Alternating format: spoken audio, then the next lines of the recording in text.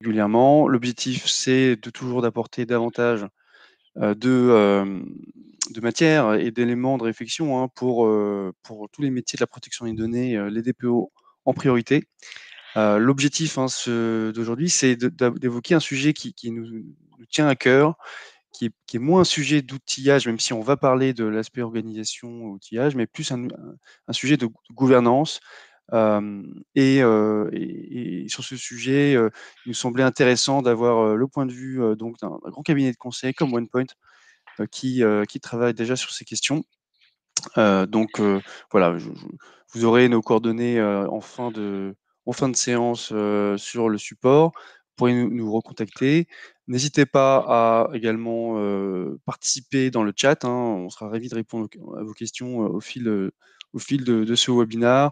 On essaiera dans la mesure du possible d'y répondre sur le moment, mais s'il y en a beaucoup, voilà, on ne pourra pas répondre à tout le monde. On sera ravis de vous répondre dans un moment ultérieur.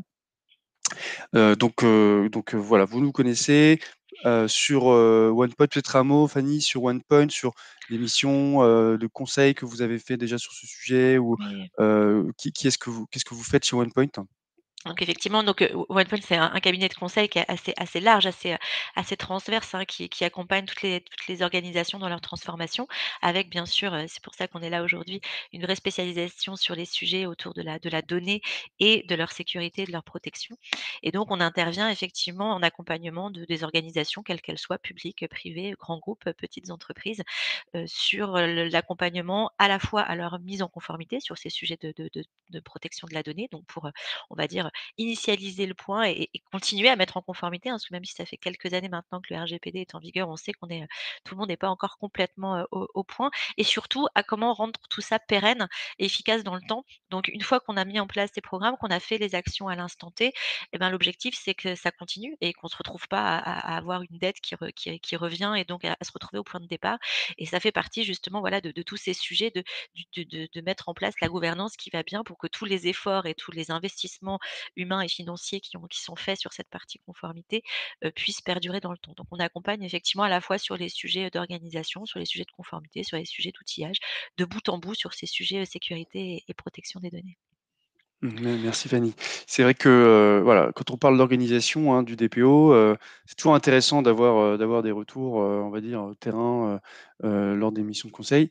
Nous, on va aborder, hein, ce sujet toujours du côté d'Astra, d'un point de vue outillage, hein, voilà, on discute avec beaucoup de monde, vous le savez, donc on a un certain nombre de choses à vous apporter. Donc l'idée d'aujourd'hui, c'est vraiment de réfléchir ensemble et sur ce sujet de la gouvernance de la protection des données. Alors, je précise qu'il ne s'agit pas de la gouvernance du DPO, hein, mais vraiment de la protection des données, hein. Donc, il y a une petite subtilité dans ce titre, puisque voilà, la protection des données, nous pensons que ça concerne tout le monde dans l'entreprise et pas uniquement les DPO. Donc, on va revenir sur ce sujet. L'idée, c'est vraiment d'approfondir, hein, ce thème aujourd'hui pour essayer de vous apporter des réponses. Alors, pas forcément des réponses toutes faites, hein. Il n'y a pas de réponse vraiment toute faite sur étagère sur ce sujet, mais plutôt qu'on aille un peu voilà, dans les éléments de réflexion pour approfondir votre propre réflexion et on espère que ça soit utile pour vous-même, mais aussi potentiellement pour vos clients et toutes les personnes qui sont impliquées sur la protection de données avec lesquelles vous travaillez.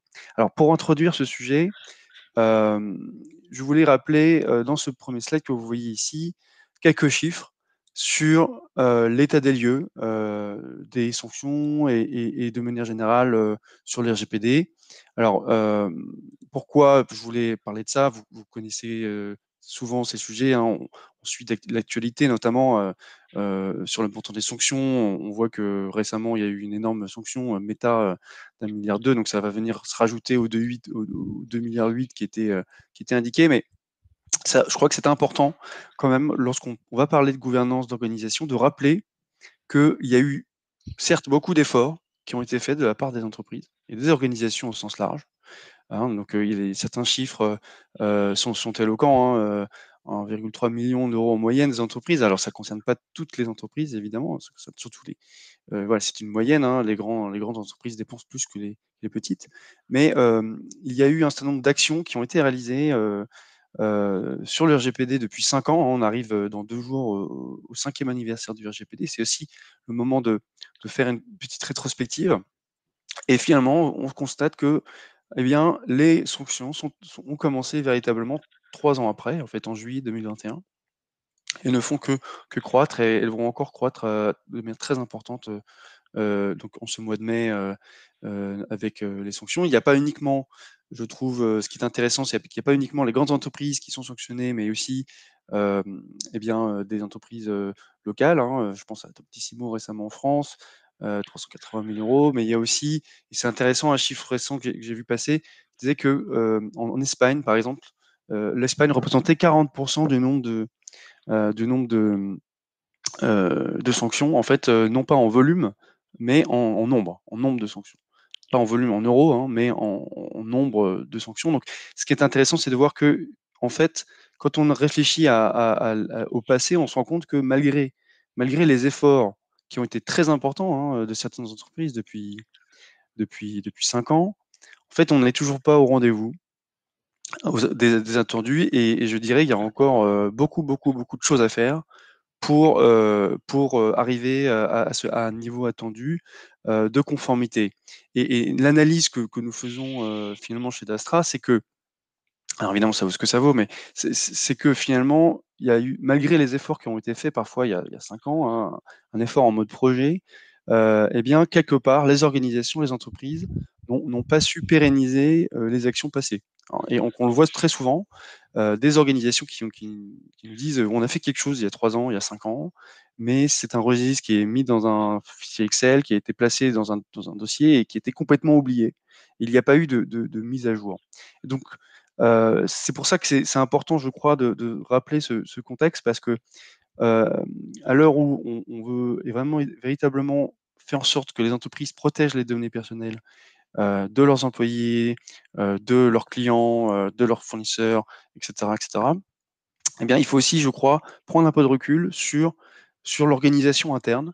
Est-ce que finalement, voilà, malgré parfois les débauches de moyens qui peuvent être faites, ou malgré les initiatives qui peuvent être lancées, est-ce que le terreau d'une entreprise est fertile pour finalement ce projet de conformité RGPD qui peut être lancé s'inscrive dans la durée, soit pérenne, et il y ait une véritable accountability des entreprises dans le temps. Et c'est ça, je crois, que la vraie difficulté aujourd'hui, hein, sur cette problématique, c'est non pas mettre un jour un registre, non pas faire un beau tableau Excel avec la liste de tous les traitements, mais c'est aussi, avant et surtout, réfléchir à inscrire, j'allais dire presque dans le marbre, même si un marbre, contrairement à un marbre, une organisation doit être mise à jour en permanence. Mais eh bien, voilà, qu'on réussisse ensemble à ce que les entreprises prennent le taureau par les cornes une bonne fois pour toutes, pour ensuite que ça soit beaucoup plus simple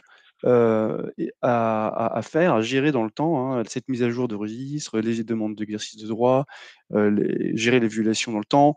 Il y a tellement d'exemples où les entreprises ne peuvent pas assurer, en fait, euh, ces processus de manière continue. Et en plus, je terminerai par là, et je te laisserai peut-être dire un mot, Fanny, sur cette introduction.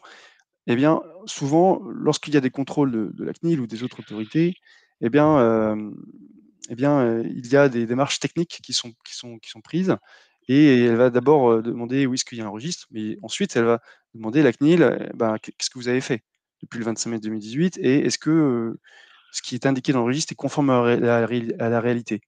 Et souvent, eh bien, malheureusement, c'est là où l'euro est nu, où en fait on se rend compte que la réalité est très différente de la documentation, parce qu'il y a un décalage temporel entre la documentation de conformité et la réalité. Donc, nous, on pense qu'en réfléchissant sur cette organisation, sur la gouvernance, on pourra peut-être pas supprimer complètement ce décalage, mais essayer néanmoins de le réduire dans la mesure du possible, en arrêtant de faire reposer la conformité RGPD sur une relation de bonne entente entre personnes, mais plutôt de manière vraiment structurelle, l'inscrire dans les processus voilà, gérer, le RGPD de manière continue plutôt que one shot.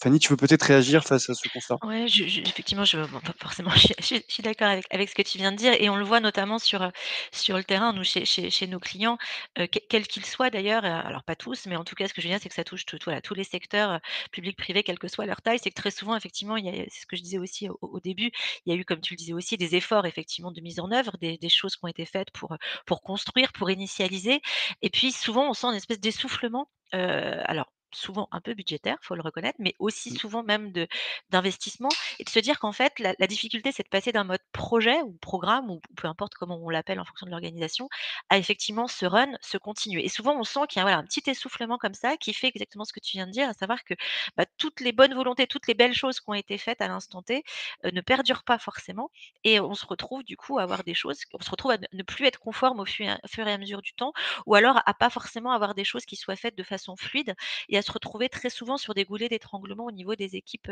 TPO, qui du coup, ben, ont avec des équipes plus projets qui se sont donc un peu sorties du projet, se retrouvent parfois un petit peu seules dans tous ces process et ce qui est pas le but. On va le revoir et on va le rappeler aujourd'hui et voir effectivement comment on peut, pallier à tout ça. exactement et d'ailleurs, les voilà, c'est un constat qui est partagé à la fois côté grande entreprise comme petite entreprise, en Ouais, fait, hein, il y a vraiment je en tout cas, j'en suis convaincu, un déficit d'organisation, heu, sur vraiment toutes les entreprises, ouais, même si certaines ont mis en place des choses intéressantes, et même si la solution en termes d'organisation et on va le voir justement aujourd'hui, n'est pas mmh forcément la même selon les cas. Donc voilà, c'était vraiment l'idée de poser ce constat ensemble. Si vous êtes d'accord avec ce qu'on vient de dire, n'hésitez pas à l'indiquer dans le chat. Si vous avez des choses à rajouter, on pourrait également le relayer à l'oral. En tout cas, pour justement que enfin les organisations soient au rendez-vous et gèrent ce défi dans la durée, nous, ce qu'on va vous proposer aujourd'hui, c'est de parler finalement d'organisation, hein, de modèle opérationnel. Et finalement, c'est essayer de dupliquer les bonnes pratiques des grandes entreprises, hein, qui sont souvent mis en place euh, dans d'autres domaines, hein, pas forcément côté DPO, mais dans les bonnes pratiques de gouvernance qui sont standards finalement dans le domaine des organisations, essayer de l'appliquer au domaine de la privacy, au domaine du RGPD, à travers plusieurs axes. Donc, Fanny, si tu veux peut-être nous détailler, selon toi, quels éléments doit constituer une bonne gouvernance. Parce que voilà, moi je dis souvent en termes de gouvernance, une gouvernance c'est facile à faire, mais une bonne gouvernance c'est très compliqué. Donc voilà, comment est-ce que toi tu vois les choses ouais. pour aider les DPO à s'organiser? Surtout qu'effectivement, comme tu le disais aussi, il y a pas une gouvernance, il y a pas la gouvernance magique, gouvernance au sens large, hein, j'aurais pu dire avec un grand G, même si on l'a pas mis là. Il y a plusieurs gouvernances qui vont s'adapter à plein de choses, à la taille de l'organisation, à l'activité de l'organisation, à sa maturité, au profil qu'elle va avoir en interne et donc en fait, il y a pas la clé miracle de se dire: «Voilà, il faut que ça fonctionne de cette manière-là». On va tous et on va rentrer dans le détail, tout à l'heure, il y a des processus. Ces processus, il faut les mettre en place, il faut les faire vivre, il faut les gérer, donc il faut l'organisation adéquate et puis bien sûr derrière, ces processus et ces acteurs, c'est l'organisation derrière ce sont des gens, bah, il faut pouvoir les faire travailler, les outiller, avec ce dont ils ont besoin et à chaque fois, ça va être de se dire: «Les processus, ils vont être plutôt communs». On va le voir, on va revenir dessus. Les processus autour de la protection des données, vous devriez les reconnaître. On a à peu près tous les mêmes.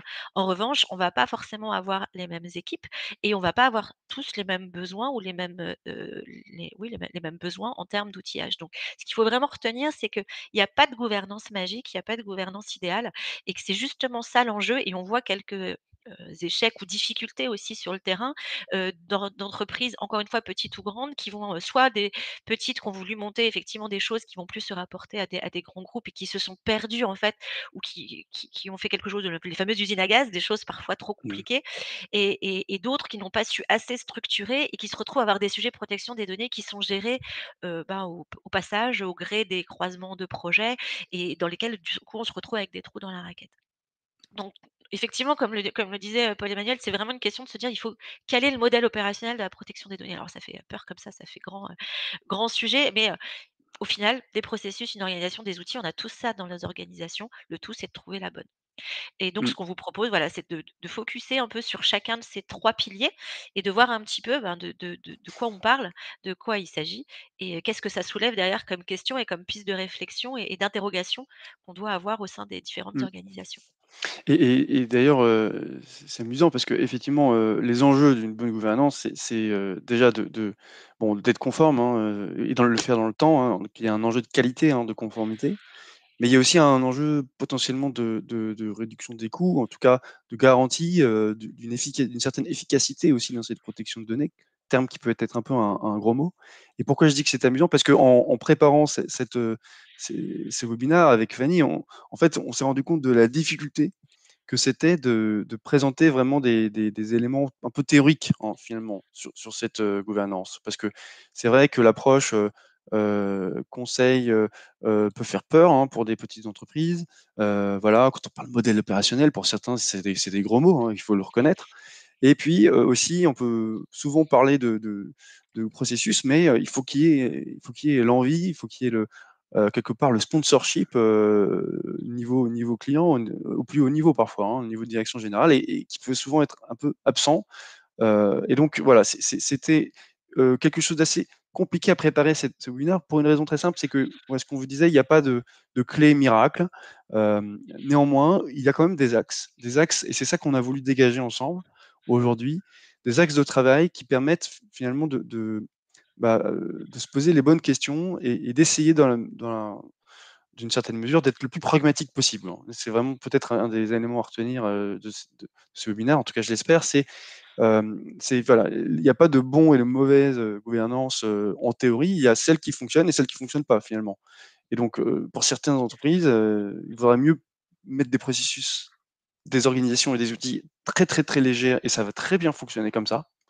Et d'autres pour lesquelles, eh bien, pour des raisons presque culturelles, sectorielles, historiques, et cetera, eh bien, on ne pourra pas avancer le petit doigt sans travailler de manière, je veux dire, très détaillée ou très profonde ces sujets, car c'est forcément, voilà, potentiellement, ça peut être très long à faire, hein, détailler, documenter les processus. Néanmoins, parfois, bah, on arrive bloqué, on n'arrive pas à avancer, donc il y a pas d'autre façon de faire, hein, finalement. Alors, nous avons une question de Victor Bisson. Pour venir vers les sanctions CNIL, peut-on reconnaître, avec un intervalle plus ou moins large, le coût d'une possible sanction CNIL pour notre organisation? Alors, ça dépend de votre chiffre d'affaires, des manquements. Je vous oriente vers un simulateur, hein, que nous avons fait sur notre site d'Astra. Il y a effectivement le coût d'une sanction CNIL dépend d'un certain nombre de facteurs. Je vous en réorienterai vers plus d'informations. C'est peut-être moins le sujet de notre discussion aujourd'hui. Mais par contre, juste pour compléter sur cette question, il y a le coût, financier qui est effectivement, pas neutre, hein, et tu en parlais tout à l'heure, Paul-Emmanuel. Mais ce qu'on a vu et vous l'avez certainement vu, il y a voilà, il y a plusieurs mises en demeure qui sont faites, qui donnent pas forcément lieu à des sanctions, mais en revanche, qui affichent de manière souvent, publique, certaines entreprises pour des manquements sur la protection des données. En termes d'image, c'est voilà, c'est jamais une bonne chose et effectivement, de pouvoir démontrer et au niveau justement quand il y a des contrôles CNIL ou des plaintes de CNIL qu'on a quand même mis en place un certain nombre de garde-fous, pour, que peut-être qu'il y a encore quelques manquements, mais que tous les garde-fous ont été mis, ça permet peut-être d'éviter à la fois la mise en demeure publique et la sanction qui va derrière. Alors qu'effectivement, si on n'a rien mis en place pour une conformité pérenne, là, il risque d'y avoir un petit peu moins d'indulgence. Donc effectivement, c'est pas l'objet de notre webinaire aujourd'hui, mais effectivement, vous aurez toutes les infos sur le site. Mais, mieux on en fait pour préparer et montrer qu'on essaye de garder le contrôle sur notre conformité et plus on sera à même Mmh. de mieux s'en sortir. Après voilà, ça dépend le manquement bien entendu et le point qui aura été remonté. Oui, c'est vrai que la CNIL, parmi les critères qui, je crois, participent à la définition d'un montant, il y a la diligence, en fait, hein. Est-ce que, l'entreprise en question, est diligente dans son approche? Donc voilà, il y a beaucoup de critères à Ouais, prendre en beaucoup de compte, critères. et c'est assez difficile d'estimer à l'avance, le coût Ouais, d'une c'est sanction. très dur. Tout à fait. Alors effectivement, on va rentrer dans le vif de ces différents piliers. Comme on le disait, c'est très, voilà, on va donner un peu les grands principes, les grandes questions. Hésitez pas, encore une fois, hein, mais vous le faites et c'est très bien, à poser effectivement des questions ou à réagir dans le chat. Voilà, ça peut être des questions qui vont venir alimenter les réflexions de tout le monde. Si on commence à rentrer sur des choses plus spécifiques, effectivement, peut-être qu'on vous répondra, dans un deuxième temps. Mais en tout cas, voilà, n'hésitez pas à rendre, ce webinaire le plus interactif possible. L'objectif étant que vous repartiez de là avec, peut-être pas toutes les réponses comme on le disait, parce qu'il y a pas de réponse toute faite, mais à minima toutes les clés de réflexion et les premières pistes pour avoir une conformité pérenne au sein de votre organisation. Mmh. Alors donc, je propose d'attaquer, hein, le 1er pilier, hein, Fanny, si tu es d'accord? Ouais, tout à fait. Donc, le pilier des processus. Donc, est-ce que tu veux les présenter? Oui, effectivement, alors vous devriez pas avoir de grosses surprises, hein. Normalement, c'est le processus, qui sont classiques. Nous, on aime bien les présenter effectivement avec ces 2 approches, se dire: il y a des processus qui sont transverses. On va voir et on peut le dire d'ores et déjà que la transversalité de la gestion de la protection des données, c'est la clé de quelque chose qui fonctionne.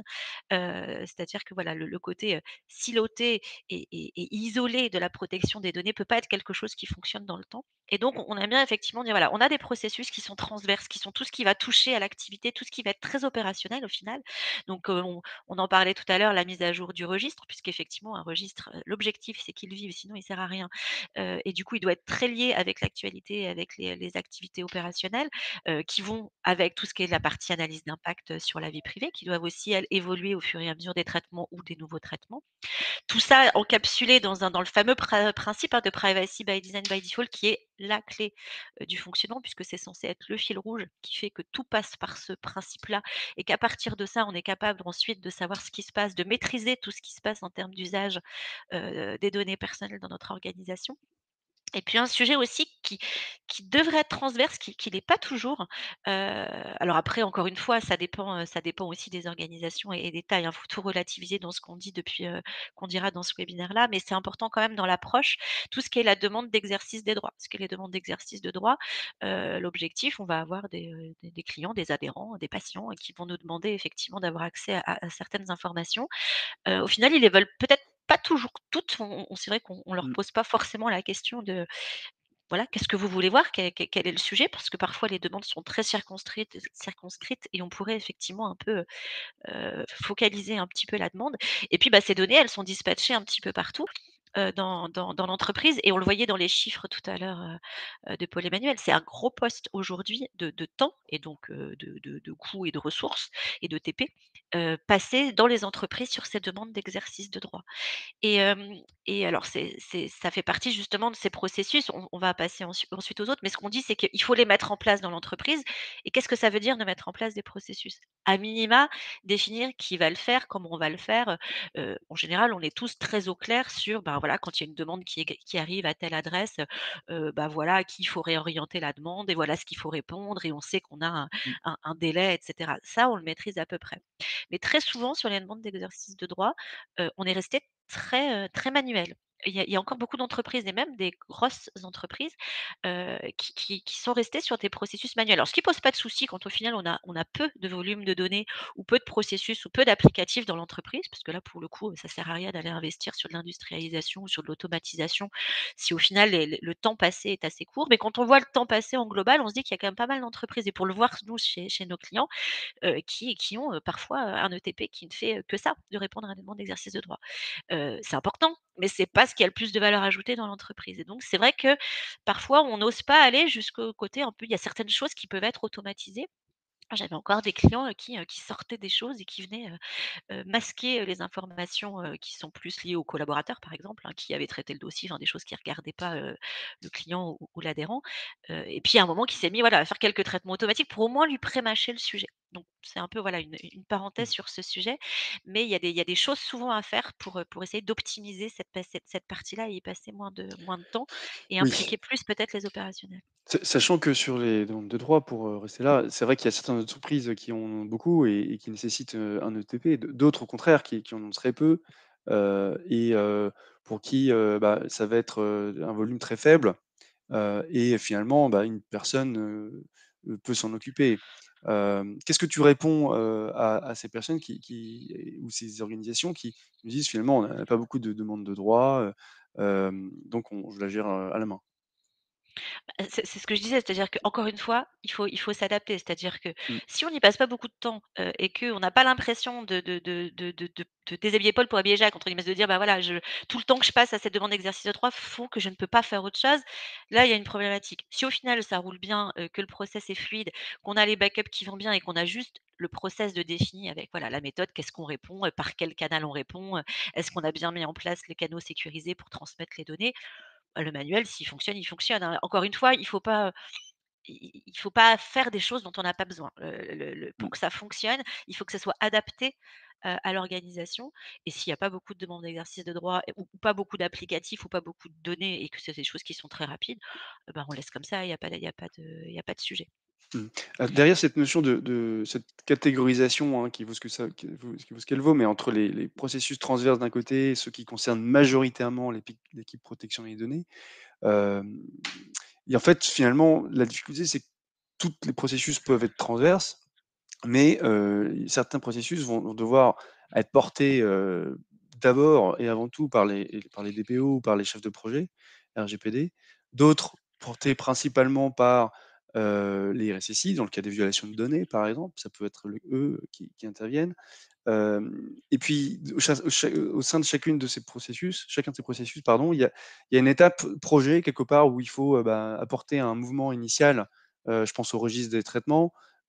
S'il n'y a pas de DPO qui lance le travail quelque part, donc au sein d'une équipe protection des données réduite pour démarrer, ça va être compliqué de finalement, de pouvoir le rendre transverse justement à toute l'organisation. Donc, hem, selon toi, quelle est un peu la limite entre, la partie, transverse et la partie, je dirais, équipe protection des données, interne? Bah, là, c'est effectivement, c'est intéressant ce que tu viens de dire, c'est que, de rappeler un petit peu justement le rôle de ce DPO et on en parlera un petit peu plus tout à l'heure dans la partie people, c'est qu'il y a cette impulsion et ce cadre qui doit être donné. On le voit d'ailleurs dans les processus, qu'on a mis effectivement dans la partie majoritairement équipe protection des données, tout le côté sensibilisation, formation, support expertise, s'assurer que tout le monde a bien en tête ces sujets-là, de définir les politiques, les processus. Donc il faut que ces processus soient inscrits dans l'entreprise et il faut qu'ils soient bien clairs dans l'organisation du qui fait quoi. Mmh, Un process effectivement de registre, on peut se dire voilà, plus il est transverse et plus il implique les opérationnels dans sa mise à jour, mieux c'est. Dans certains cas, heu, dans certaines organisations, il va être plus simple de laisser un barycentre plutôt côté équipe DPO pour des raisons, X ou Y, de taille d'équipe, peu importe, voilà, il y a tout un tas de mmh, raisons, mais on le sait et c'est-à-dire qu'on a défini le début ses rôles et ses responsabilités-là. On sait et ça fait partie des processus de se dire voilà, comment on va mettre à jour le registre des traitements au fil de l'eau. Après, il y a les revues récurrentes qui rentrent plutôt dans la partie contrôle du DPO, mais c'est trouver ce barycentre-là entre la transversalité et d'un côté où on va dire, bah, tout est dispersé partout mais sans vraiment que chacun sache ce qu'il doit faire, donc en gros ça fonctionne pas, donc ça c'est une extrême. L'autre extrême, on va tout focuser sur l'équipe, protection des données, le DPO, le responsable conformité, peu importe, qui joue ce rôle-là dans l'organisation et du coup, il va se retrouver tout seul, ce qui peut pas fonctionner non plus parce que pour le coup, déjà il est pas censé tout faire tout seul et puis il a forcément pas tous les inputs et puis, voilà, à moins d'avoir une équipe, surdimensionnée, ça rentre pas et donc il faut trouver où mettre le barycentre entre ces 2 extrêmes-là encore une fois, en fonction, voilà, de votre organisation, votre activité, voilà, des activités type, assurance mutuelle où on va avoir énormément de données, sur des données critiques, des données de santé, beaucoup de volume. Là, on sent qu'il va se passer plein de choses et il va y avoir plein de projets, plein de traitements et que voilà, il y a beaucoup de sujets. Dans d'autres types d'entreprises peut-être plus petites ou sur des mmh, activités moins critiques qui manipulent moins de données, pour le coup, ça va être plus simple à mettre en œuvre. Donc vraiment le côté, c'est définir ce barycentre et poser les rôles et responsabilités, le qui fait quoi, pour mmh. trouver le bon «juste milieu» entre guillemets entre le transverse et complètement centré, DPO. Oui, parce que la logique dans laquelle nous on se place aujourd'hui, c'est pas justement tellement, la phase d'initiation, en fait, hein. C'est pas la phase où, OK, on va créer un registre, des activités de traitement de 0. On va, faire une première analyse d'un projet, dans le cadre du Privacy by Design, par exemple. Mais vraiment, on essaye de se placer finalement dans une organisation cible, en fait, hein, parfaite. Voilà, qu'est-ce que devrait faire une organisation parfaite? Et sur ces sujets, hem, c'est vrai que, idéalement, ce serait quand même bien même si c'est pas évident à faire, hein, mais que, et bien, que c'est toute l'organisation qui propose des mises à jour du registre, que ça soit, n'importe qui dans une entreprise qui de base, et bien, vérifie que son projet informatique, respecte les obligations, liées, au respect de la vie privée, Privacy by Design by Default et quelque part que le DPO et on va venir justement juste après sur le qui, parce que qui Mmh, fait quoi? D'abord, il faut définir le quoi, donc c'est ce qu'on fait maintenant, c'est ça. mais et bien, il y aura toujours quelque part la patte, hein, d'un DPO, pour, valider ne serait-ce qu'un projet de traitement, pour le la qualifier. Mais ce qui serait bien et nous, en tout cas, moi, j'en suis convaincu, c'est que, et bien, on réussit à que, les initiateurs de ces processus, à chaque nouvelle itération, une nouvelle demande de droit, soit lancée depuis, par exemple, un guichet de la Poste, une analyse d'impact, sur la vie privée soit initiée de la part, d'un correspondant informatique, par exemple, privacy by design par un chef de projet métier, et cetera. Qu'il y ait cet apport vraiment de l'organisation qui va vers le DPO plutôt que le DPO qui va vers l'organisation. Alors, contrairement aux autres peut-être processus, qui concernent peut-être pas majoritairement, mais en premier l'équipe de protection des données, qui ont beaucoup moins vocation, à avoir cette étendue, au niveau de l'ensemble de l'organisation comme, voilà, définir les politiques et processus, définir les politiques. Bon, on va pas demander à n'importe qui de participer à la politique de la vie privée de l'entreprise, hein. Contrôler la partie contrôle, eh bien, voilà, ça peut être, géré en partie par le contrôle permanent de l'entreprise, mais en aucun cas, on va demander à chacun de s'auto-contrôler. Donc, il peut y avoir plusieurs niveaux, un peu la pyramide des contrôles, du contrôle permanent, mais toute entreprise ne peut pas faire ça. Donc, finalement, toi, comment est-ce que tu comprends, Fanny, cette notion voilà, de concerner majoritairement l'équipe protection des données, où est-ce que tu mettrais la limite? Ouais. Bah, c'est un petit peu ce que je disais tout à l'heure, c'est-à-dire que c'est eux qui vont être à l'origine et qui vont fixer le cadre. Donc, ce qu'on disait, voilà, les procédures, les politiques, les contrôles, ça doit être à l'équipe protection des données, pas toute seule, parce qu'effectivement, en lien avec les différentes, instances de l'entreprise qui travaillent sur ces sujets, mais de se dire: «Comment je vérifie que tout ce que j'ai défini, donc toutes mes politiques sont bien contrôlées? Comment je m'assure que toutes les exigences réglementaires, sont bien dans des politiques?» Alors pas forcément des politiques protection des données, c'est ce qu'on met dans les principaux défis en bas. C'est important qu'en fait, la protection des données, c'est pas un sujet en tant que tel. C'est un sujet qui doit être distillé partout, qu'on retrouve dans tous les traitements, dans tous les processus opérationnels de la maison. Et de la même manière, ben, dans certaines entreprises, on va avoir des politiques de gouvernance de la donnée, on va avoir des politiques de protection des données. On se dit: «Ça a pas de sens, en fait». L'idée, c'est vraiment de se dire: il faut pas qu'on ait des choses spécifiques protection des données, alors y compris et exception faite effectivement tout ce qui est sensibilisation, formation, violation de données, c'est des choses très spécifiques. Mais l'objectif, c'est d'aller distiller ces exigences réglementaires dans les processus opérationnels, dans les politiques opérationnelles et dans les contrôles. On va avoir des contrôles purs et durs, on va dire protection des données, c'est-à-dire voilà, je vérifie que dans le principe du privacy by design est bien appliqué, et cetera.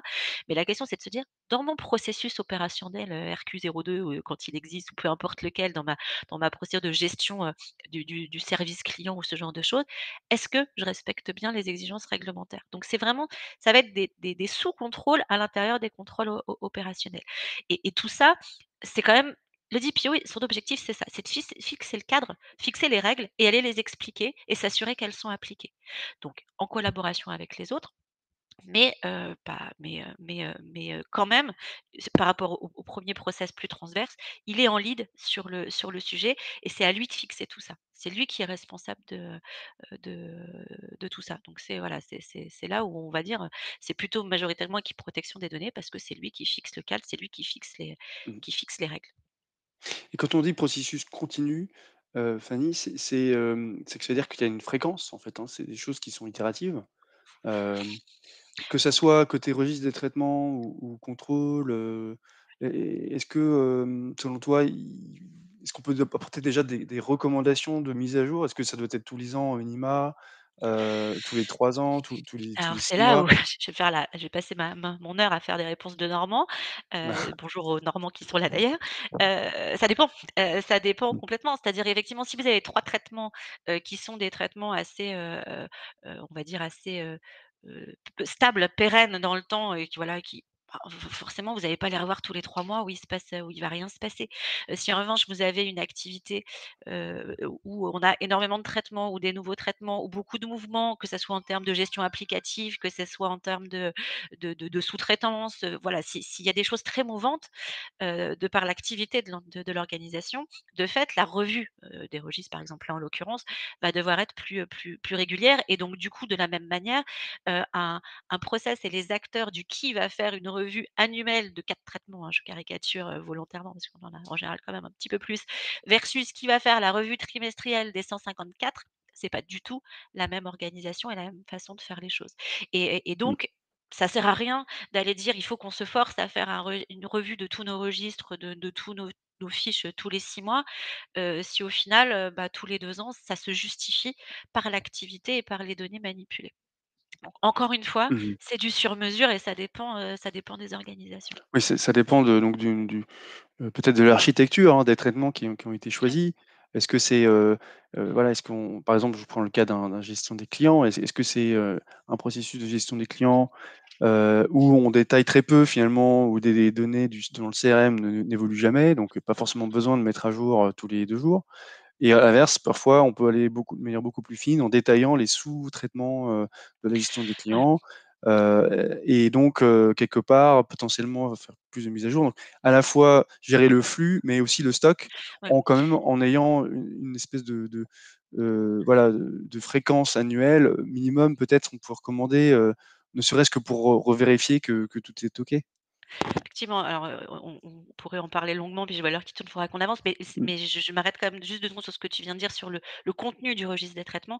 C'est super important aussi de trouver la bonne granularité au niveau des registres. C'est-à-dire que, moi j'ai vu des clients avoir des registres tellement macro que alors oui, c'est sûr qu'ils bougent pas, qu'il y a pas trop de mise à jour, mais mmh, alors au mmh, final, on n'a absolument aucune info dessus et on maîtrise pas vraiment ce qu'on en fait et à contrario, de l'autre côté, hein, toujours cette histoire d'extrême, avoir des registres très, très détaillés avec des listes très fines de données contenues, d'applicatifs et cetera, qui fait qu'en fait, il est jamais à jour. Parce que même en faisant des mmh, revues récurrentes, il est trop fin pour qu'on ait quelque chose qui soit maintenable dans le temps. Donc c'est vrai que sur ces sujets-là de registre, il y a un vrai sujet de trouver la bonne granularité et le bon niveau, au niveau de la description des traitements. Même si voilà, c'est pas forcément non plus l'objectif d'aujourd'hui, mais c'est vrai que c'est un point important, mais oui, qui va derrière en plus, faire ou non le succès de ce run. Si on met en place des choses qu'on peut pas maintenir, sans mettre une armada de personnes ou de process, ça va pas marcher. mmh Donc il mh, faut vraiment se faut avoir des faut être ambitieux, mais faut à un moment être pragmatique, hein. C'est comme tu disais tout à l'heure, c'est vraiment le mot. Il faut que ça marche dans le temps. Si ça marche pas, il faut revoir la façon de faire et ça se comprend. Voilà, il y a des rubriques dans une fiche de traitement, mais on peut avoir une certaine souplesse sur la façon dont on les remplit, sur la façon dont on définit le traitement versus le sous-traitement, les différentes finalités et cetera. mmh, oui et Donc notamment inclure tout ça dans un pilotage qui peut être fait, par exemple, via des bilans annuels du DPO ou des ouais, bilans annuels qui peuvent être faits et c'est vrai, parfois le mieux, est l'ennemi du bien, hein, exactement, il suffit pas forcément besoin d'avoir, trop de détails, parce que sinon ça veut dire qu'il faut mettre à jour trop souvent et à l'inverse, si on n'est pas assez, détaillé et bien, on prend le risque de ça rien sert à rien. maîtriser, rien contrôler. Tout à fait. Donc ça, c'est noté. Est-ce que pour conclure, avant de passer sur la partie people, Fanny, tu voudrais, voilà, préciser les différents donc les finalement, en résumé les défis? Oui, voilà, c'est ce qu'on disait, hein, je crois on l'a dit au fur et à mesure. Ce qui est vraiment important, c'est que du coup, il faut vraiment fusionner les sujets protection des données avec les autres sujets de l'entreprise. La protection des données, c'est un principe, c'est comme la sécurité, que ce soit la sécurité des personnes, la sécurité des données. La partie protection des données, c'est quelque chose qui est intrinsèque au processus dans l'entreprise. Donc il ne faut pas qu'on silote, il faut vraiment qu'on ait des choses mutualisées et qu'on intègre à la fois les exigences réglementaires dans les politiques d'entreprise diverses et variées et que les processus de protection des données dont on parle soient vraiment intégrés dans les processus opérationnels. Le processus de privacy by design by default, s'il n'est pas intégré à la procédure existante, quand c'est le cas d'une méthodologie projet, ça a pas de sens. Ce qu'il faut, c'est faire effectivement définir cette méthode au projet pour y intégrer les spécificités sur la protection des données, de la même manière qu'on va intégrer d'autres spécificités sur d'autres types de réglementations. Et parfois créer les méthodologies projets lorsqu'elles n'existent pas encore. Souvent, la partie protection des données vient tirer le fil et on se retrouve effectivement à faire porter par ces projets, ces programmes, de la structuration des process au sein de l'entreprise, justement pour que ça fonctionne effectivement. On est obligé de s'appuyer sur quelque chose d'opérationnel. En stand alone comme ça, tout seul, isolé, ça peut pas fonctionner. Et effectivement, du coup, pour passer à la suite et du coup, j'ai vu qu'il y avait une question sur la notion de relais, d'organisation, donc on va en parler dans la suite. C'est de se dire, bah, voilà, on les connaît ces processus, on sait ce qu'on doit faire. La question, c'est on a commencé déjà à en parler parce qu'on sent que c'est le nerf de la guerre, c'est qui fait quoi et comment on s'assure que tout ça soit fait de façon fluide et efficace dans l'entreprise. Et du coup, effectivement, on va partir sur la partie, organisation. Alors on a fait un schéma assez, macro, mais ce qui est clé, c'est de rappeler, que le DPO, c'est le chef d'orchestre. C'est-à-dire que le DPO, c'est pas lui qui doit porter le DPO ou équivalent en fonction des structures, parce que voilà, toutes n'ont pas nécessairement de DPO, mais c'est pas à lui de porter sur ses épaules ou sur celles de son équipe toute la conformité de l'organisation. On l'a dit, elle doit définir le cadre, elle doit sensibiliser, elle doit faire de la veille, elle doit s'assurer que tout est bien mis en œuvre et que tout fonctionne bien, mais c'est pas à elle d'absorber nécessairement, pas nécessairement, hein, ça peut, mais c'est pas obligatoire, de porter tous les processus qu'on vient de voir. Et quoi qu'il en soit, elle peut pas le faire toute seule, puisque de toute façon, elle peut pas maîtriser tous les processus opérationnels de l'entreprise, elle peut pas maîtriser toutes les technologies, tous les applicatifs qui existent. Elle a besoin de toute façon de s'appuyer sur les métiers, au sens large, donc qu'on a mis à l'extérieur de ce cercle-là. Donc, les métiers au sens, fonctionnel du terme. Donc on a mis quelques exemples, mais ça va être voilà toutes les directions plutôt, fonctionnelles, opérationnelles, support corporate de Mmh. l'organisation, donc RH, marketing, voilà, on en a mis quelques-unes. Hem, Toute la partie forcément système d'information, où on va retrouver des applicatifs, des chefs de projet, des architectes. Alors parfois il y a pas tout ce monde-là, mais en tout cas il y a forcément à un moment un petit volet, un volet SI, quelle que soit sa structure et ses acteurs et son dimensionnement. Des acteurs plutôt côté, sécurité, cybersécurité, qui est un enjeu, fort, hein. Je vous apprends rien aujourd'hui, vous suivez l'actualité et vous êtes, très certainement pour certains très investis sur ces sujets-là, avec pareil des équipes qui sont, taillées en fonction de la taille de l'organisation. Et parfois, on a en complément et on l'a mis ici parce que c'est important, parce que c'est vraiment ça fait vraiment partie de l'écosystème de la protection des données, ce qu'on appelle, voilà, les data office, donc toutes les équipes qui vont plutôt travailler sur l'exploitation de la donnée, sur l'analyse de la donnée, qui se sont parfois organisées avec leur propre gouvernance et avec la déclinaison des 3 mêmes piliers qu'on est en train de regarder ensemble sur cette partie-là et sur lequel, bah, forcément, qui dit exploitation de la donnée et gestion de la donnée, il y a forcément, des liens et des fortes adhérences avec le DPO. Donc le DPO, il est au centre parce qu'il doit interagir avec tous ces acteurs-là, pour, construire les registres, pour travailler sur les projets, pour faire le process de privacy et Mmh. cetera.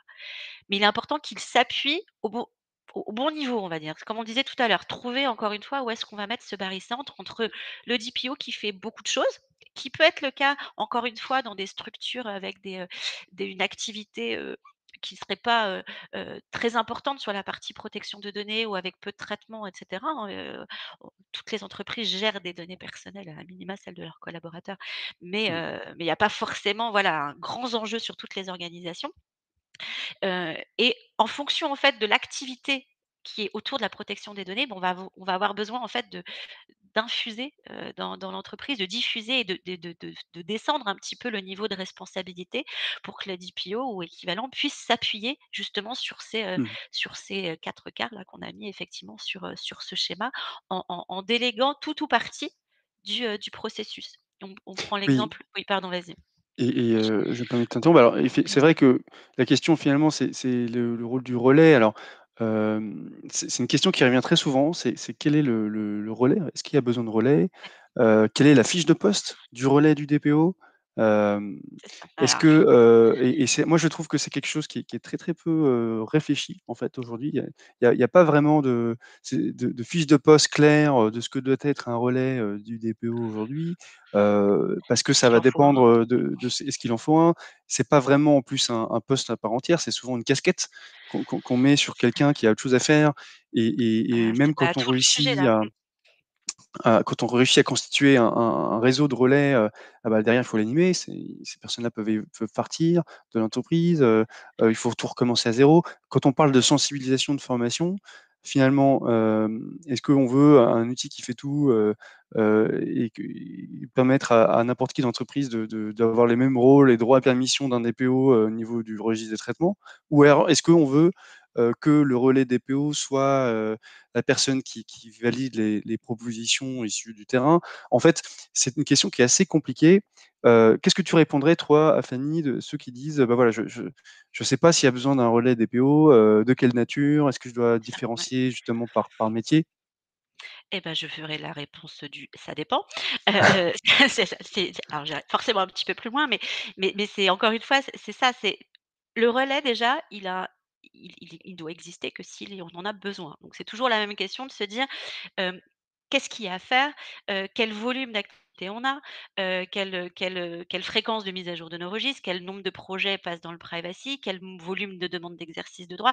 Tous ces sujets-là, toute cette activité-là, elle joue. Donc il y a déjà un premier critère, le volume d'activité, tout ce qu'il y a à faire autour de la protection des données, ce qui est assez logique. Moins il y a de choses à faire, plus on peut le centraliser sur une équipe réduite et plus il y a de choses à faire, plus on a besoin d'élargir aussi. Heu, il y a aussi une question donc on va se dire, par exemple, dans une entreprise ou une organisation où on a beaucoup de traitement de données personnelles, où on a beaucoup d'évolutions, où on a pas mal de projets, d'initiatives, voilà, où on va aller, vouloir, notamment quand on a des data office, on va vouloir beaucoup exploiter la donnée. Enfin, tous ces sujets-là, on se dit, à un moment, le DPO va devenir le goulet d'étranglement et je l'ai vu effectivement et on le voit, chez certains, dans certaines organisations, il devient le goulet d'étranglement. C'est-à-dire que du coup, il est un peu pointé du doigt comme l'empêcheur d'avancer en disant: «Bah, voilà, du coup, moi j'attends le retour, il m'a pas validé, donc du coup, moi mon projet il avance pas» et cetera et donc ça, c'est dans le alors je veux dire le meilleur des cas, mais déjà c'est pas très confortable et puis au bout d'un moment, bah, ça contourne. C'est-à-dire qu'on dit: «Bah, Mmh. alors moi, j'ai envoyé, ça fait déjà, je sais pas combien de temps que j'attends et donc du coup, bah, tant pis, j'avance et puis on me rattrapera ou pas, une fois que j'aurai fait certaines choses. Donc ça paraît assez caricatural, mais pour le coup, c'est vrai et même dans des organisations très structurées, très sensibilisées et très, volontaires de faire les choses, correctement, voilà, dans les règles de l'art. Il y a un moment, il faut que ça reste fluide. Donc si à un moment, on sent qu'il y a un goulet d'étranglement au niveau du DPO, ou qu'on veut éviter qu'il y en ait un, ou qu'on a on va dire, ou qu'on sent que l'équipe protection des données devrait être trop conséquente, hein, on n'a pas forcément envie d'avoir des grosses équipes là-dessus. La notion du relais, elle prend tout son sens et où est-ce qu'on va mettre des relais et pour leur faire quoi? Et ben, ça dépend aussi.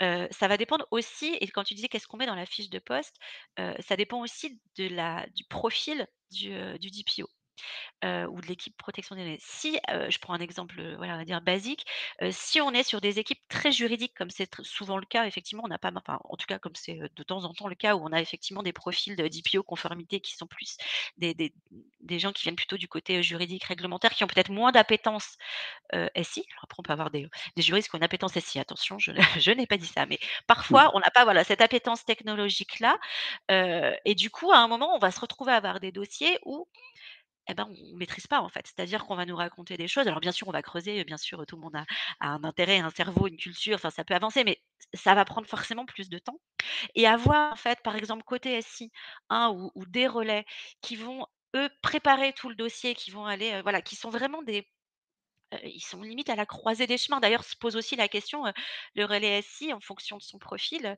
il est plutôt SI ou il est plutôt protection des données? En termes d'organisation et de rattachement, on peut aussi voir différentes choses aujourd'hui sur le terrain. Mais en tout cas, de se dire qu'on a vraiment des gens qui connaissent à la fois très, très bien l'opérationnel et qui connaissent à la fois les exigences réglementaires et qui vont pouvoir préparer le Mmh. sujet en amont. Sur du privacy, ça va être ça. Il va dresser tout le dossier, il va faire les allers-retours, il va s'assurer que tout ce qu'il voit est résolu et limite, quand ça arrive sur le bureau du DPO, si tant est que ça arrive sur le bureau du DPO, parce qu'il y a pas forcément besoin d'un tampon, hein, encore une fois, le DPO, Mmh. il a pas un pouvoir de décision, il doit s'assurer que et ben, les choses sont beaucoup plus fluides et il est Et important de définir ça. Qui on met, est-ce que c'est un ETP? Est-ce que ça va être, est-ce que c'est quelqu'un qui est dédié là-dessus ou est-ce que c'est quelqu'un qui va passer, peut-être, parfois il y en a, c'est un jour par mois, sur ces sujets-là et puis on peut avoir, mmh. un relais, sur la partie métier, oui, où ça va lui prendre un jour par mois, un relais SI plus investi et donc la fiche de poste à l'intérieur même d'une organisation sera pas la même, en fonction du relais et de là où il est, positionné. Oui, et on peut imaginer en fait, faire une comparaison avec une équipe de foot, où le DPO serait le coach et il va avoir besoin de spécialistes dans certains domaines, hein. C'est ça. Peut-être qu'un relais métier, il a besoin de quelqu'un qui connaisse bien le droit des ressources humaines, par exemple. Donc avec un profil juriste, mais plutôt ressources humaines. peut-être qu'il aura besoin également de relais qui sont des personnes qui connaissent très bien le monde de la data, qui ont déjà peut-être potentiellement déjà réalisé des cartographies de données. Bon, au lieu de tout réinventer, pourquoi pas finalement capitaliser sur ce qui a été fait, mais en ajoutant une surcouche quelque part privacy qui permet de lier tous les éléments. Et donc cette réflexion-là de se dire, OK, le DPO est un entraîneur, est un coach et il doit recruter sa propre équipe qui doit être composé pour certains de spécialistes, d'autres au contraire de généralistes, pour aborder tous les panels des compétences de protection de données. Côté cyber, par exemple, c'est quelque chose qui est très très utile hein, pour les DPO. Et bien, voilà, avoir cette réflexion. Moi, j'attire votre attention sur le fait que chez Dastra, nous avons fait un livre blanc entier sur les axes de collaboration entre RSSI et DPO, parce que les RSSI, les correspondants sécurité ont des rôles très spécifiques. Ils sont à la fois potentiellement responsables de traitement sur certains des traitements les plus sensibles d'une entreprise. Hein, je pense aux DLP, aux projets de sécurité, mais en même temps pour lesquels il y a des bases légales très très fortes. Et à l'inverse, c'est aussi peut être des personnes qui peuvent vraiment épauler les DPO sur la partie opérationnelle. Et donc il y a beaucoup de travail à faire, mais on n'aura pas le temps d'aller plus profondément sur ce sujet. Si vous souhaitez, on pourra poursuivre ces discussions. Ce que je voudrais ensuite peut-être, Fanny, c'est se dire, OK, une fois qu'on a parlé des processus, on sait ce qu'on doit faire, à quelle fréquence et comment on rapporte tout ça. Et ensuite, qui le fait, donc précisément, eh bien, l'étape suivante, c'est comment est-ce qu'on orchestre en fait finalement tout ça avec un outil. Donc je vais passer au slide suivant. Et on a essayé ici de synthétiser. Alors, on s'excuse pour le slide qui est quand même particulièrement étoffé et complexe à lire, mais ça nous semblait important finalement d'essayer de mettre tout ça ensemble, parce que nous, chez Dastra, on est absolument convaincus que c'est impossible en fait d'être conforme aujourd'hui sans outils. Parce que voilà, malgré l'existence de beaux tableurs, de beaux fichiers Excel, eh bien, par défaut, c'est pas collaboratif comme système. Et donc, on va pas pouvoir bénéficier d'un certain nombre de capacités qu'apporte un logiciel en termes d'historicité, de traçabilité, de gestion de collaboration, etc. Et néanmoins, un outil ne fait pas tout et ne constitue pas la solution forcément à des problèmes inhérents. En tout cas, nous, c'est ce qu'on voit souvent, c'est des personnes qui viennent nous solliciter, ils veulent un outil, mais en discutant avec eux, on se rend compte que ni les processus ont été définis, ni l'organisation a été mise en place. Donc, finalement, nous, on se retrouve à mettre en place en tant qu'éditeur hein, un système pour les clients et donc à l'adapter à mettre quelque chose qui n'a pas été défini en amont et pas réfléchi en avant. Un exemple typique hein, que je vois très souvent, c'est des PO qui viennent me voir et qui me demandent est-ce que Dastra peut gérer la purge des données, par exemple. La réponse est oui, hein, un outil peut faire ça, mais est-ce que vous avez défini des règles de gestion en amont sur les purges? Est-ce que vous avez déjà cartographié vos, vos politiques de conservation actuelles, etc. Eh bien, souvent, la réponse est non. Et donc, ce travail, cette démarche d'automatisation, finalement, parfois, elle vient un petit peu trop tôt dans la réflexion. En tout cas, ça peut être l'occasion aussi de Occasion soulever, sûrement, ouais. ces discussions. Mais voilà, il faut mettre les outils à leur place et beaucoup de choses peuvent être faites avec un outil. Ça peut aider à structurer comme Dastra, mais ce qui est important, c'est évidemment d'avoir cette réflexion globale d'organisation pour que finalement cet outil, ça soit un accélérateur, quelque chose qui impulse, mais aussi qui soit adapté à au contexte interne. Et c'est là où je crois, parfois, trop souvent, les DPO ont tendance à choisir un outil qui apporte ses propres processus, ses propres organisations et quelque part, bah, ils prennent sur étagère quelque chose qui leur correspond pas du tout, qui n'est pas du tout adapté, à leurs besoins, spécifiques. Et donc nous, on a une démarche qui est très différente avec Astra, qui est une démarche, où on va pouvoir personnaliser la solution pour répondre justement aux enjeux de ces organisations et faire en sorte que ce RGPD soit traité de manière interne via des processus existants le plus possible pour ne pas créer une usine à gaz qui ne sera pas utilisée finalement. Et donc, on a essayé de remettre sur ce slide plusieurs catégories, hein, à la fois les processus, vous pouvez voir à gauche et à droite, comme par exemple la mise à jour des registres des activités de traitement, les PIA, etc., avec des fonctionnalités qui nous semblent importantes que doivent avoir un outil aujourd'hui RGPD et de protection de données au sens large, mais également que cet outil, eh bien, il puisse puiser, et c'est ce qui est en dessous, hein, de l'écran, puisse puiser dans l'existant, dans les référentiels, dans des modèles, mais aussi qu'il soit adapté à la configuration, à l'organigramme existant d'une entreprise, qui puisse aussi reproduire de manière digitale des workflows qui seraient manuels ou qui seraient tout simplement documentés sur Word, ou qui feraient intervenir des applications existantes mais non connectées entre elles. Hein, nous, c'est ce qu'on voit souvent dans les grandes entreprises, par exemple. Il y a souvent des outils, mais ces outils ne communiquent pas. Il va y avoir un registre de traitement d'un côté, les gestions de demande de droit via un système ticketing, un outil de gestion de projet. Tout ça ne va pas être connecté. Et donc, finalement, y a pas on n'obtient pas le bénéfice de la centralisation et du pilotage.